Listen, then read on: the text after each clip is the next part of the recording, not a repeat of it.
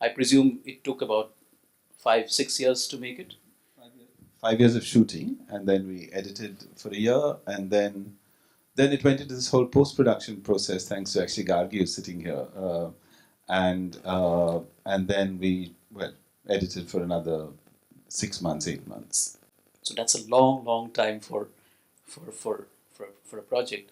So how did the film change? I think the film did, in its form, did change, and I think someone like Gargi has seen an early cut that Gautam had made, and so it's changed in its the way it's presented, but all along we're very clear that the film is going to be about development and its others. And that others could be the challenges to it, the fact that there's no transparency, the challenges posed by people who felt it's undemocratic because they're not consulted.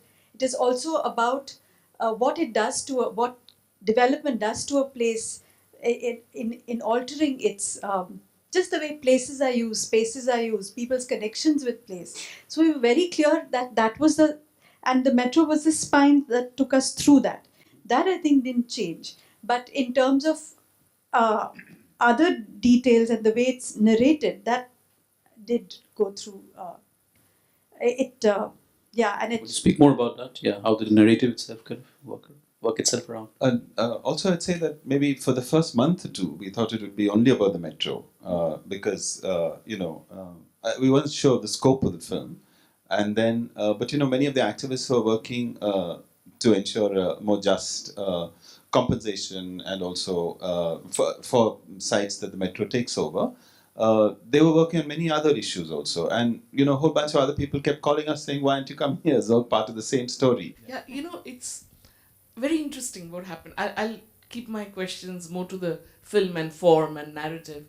When you came to Doc Walk, you had a lot of enthusiasm and a lot of material, and all these stories actually, all of them, But eventually, what's come out is all the information is there, all the and what you've been discussing, the attitude of the state and the helplessness of a whole range of people. But what has now come in is compassion, a human element. We can see the Malti story playing out has made it very human. And this is interesting me more. How the formally your narrative has changed and thereby the film has emerged, in a sense. Do you want to talk a little bit about it? That actually is what I began to mention, that after we got into that program, the Doc Walk, the earlier cut, which Usha and I had done, I think didn't fall together. We didn't, firstly, perhaps we were a little bit hesitant to explore Malini's story so strongly as we have in this, because we felt there were many other people in the film and we shouldn't give her so much prominence.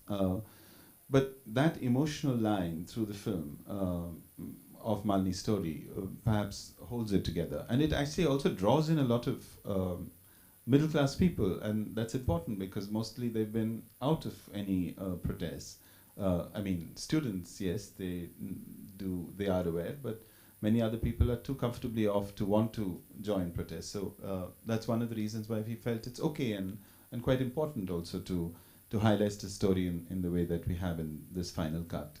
But yeah, I think that that sort of emotional graph that is created by in her story. Some of the others were actually not recut too much, like Vanaja, who's the Porikarmika. There's not much recutting we've done with her story. Yeah, the placement. Yeah. That's right. Yeah, totally. There's a huge difference.